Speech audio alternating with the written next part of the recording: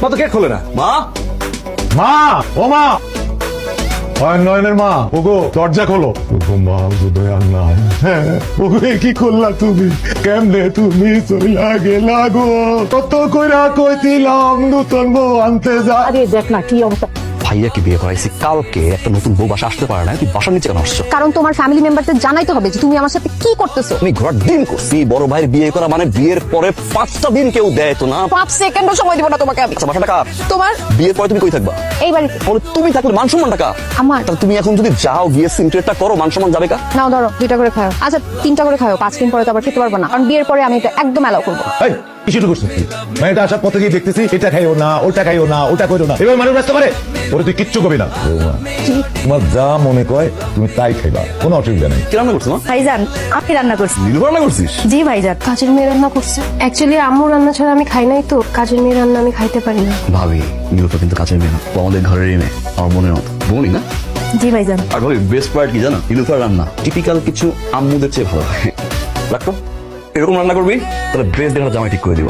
33 বার sorry বলছে, 2 বার কানেও ধরছে। তুই খা, তোর কাজের মেয়ের হাতে রান্না তুই খা। কত বড় সাহস আমাকে অপমান করে। আমাকে যে অপমান করলো সবার সামনে, তুই কিছু বললি না কেন? মুখে কি ছিল তোর? কাজের মেয়ে এখন না কর। কাজের মেয়ে চলে গেলে রান্না করবে কে? তুই করবি, তুই সব কাজ করবি। মা, জিনিসপত্রের দাম তো অনেক বেড়ে গেছে, বেতন তোর বাড়তেছে না। এত বড় একটা সংসার ওর সামলাইতে তো কষ্ট হয়। আপনারা যখন থাকবেন না, আমার কি হবে মা? নীলুফাকে না করে দিই। না করে দিবে? আচ্ছা ঠিক আছে, তুমি যেটা ভালো মনে করো। আমার কথাগুলো থেকে আপনি বেশি কষ্ট পেয়েছেন?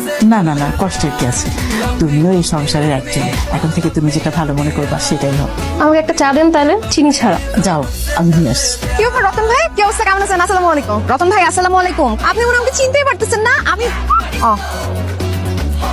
ভাবি ওয়ালাইকুম আসসালাম। আচ্ছা বাড়ির সবার কি অবস্থা? নতুন ভাবি কেমন? আপনি কি ঘরের কথা আপনারে বলতে যাব? ঘরের কথা বাইরে বলতে নাই। বাসার সবাই এত খুশি ভাবির উপরে, এত নম্র ভদ্র, আমার সাথে এত ভালো ব্যবহার। ভাবি কি বলবো, আমি বড় ভাইকে বলছি কেন ছোটবেলায় বিয়ে করেন না, এরকম ভদ্র নম্র।